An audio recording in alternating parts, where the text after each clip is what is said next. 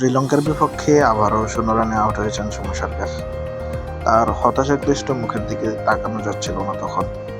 এ নিয়ে আন্তর্জাতিক টি-টোয়েন্টিতে ৮৪ ম্যাচে ৮৩ ইনিংসে ১৭.৬৯ গড়ে ১৩৯৮ রান করার পথে ১৩ বার ০ রানে আউট হয়েছেন সৌম্য সরকার।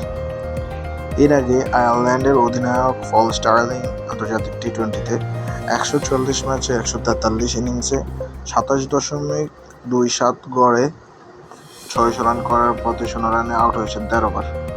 আনলাকি 13-এর এই ক্লাবের সদস্য শুধুই তারা ২ জন। আনলাকি 12-এ অর্থাৎ ১২ বার ০ রানে আউট হয়েছেন ৪ জন। এর মধ্যে ২ জন প্রায় অচেনা, একজন বেশ পরিচিত এবং অন্যজন বলতে গেলে কিংবদন্তি। বাংলাদেশের ব্যাটসম্যানদের মধ্যে শুধু সৌম্যই ০ রানে আউট হওয়ার সংখ্যাটা ২ অঙ্কে নিয়ে গেছেন।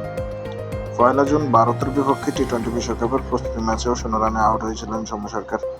তবে আন্তর্জাতিক ক্রিকেটের সর্বশেষ ৩ ইনিংস মিলিয়ে তার এটি দ্বিতীয় দফা ০ রানে আউট হওয়ার নজির।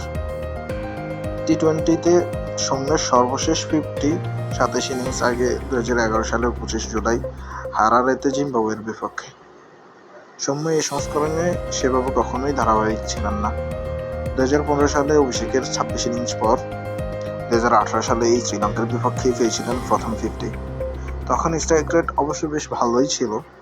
সব মিলিয়ে ৮৩ ইনিংসে ৫ 50-তে আন্তর্জাতিক টি-টোয়েন্টিতে ১৩৯৮ রান করেছেন সৌম্য সরকার।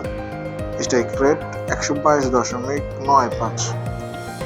টি-টোয়েন্টিতে অন্তত ৮০ ইনিংস ব্যাট করেছেন এমন ব্যাটসম্যানদের মধ্যে সৌম্যের রান সংখ্যা পেছন থেকে দ্বিতীয়। অর্থাৎ সৌম্যর পর সর্বনিম্ন রান শুধু আয়ারল্যান্ডের জর্জ ডকলেয়ারের।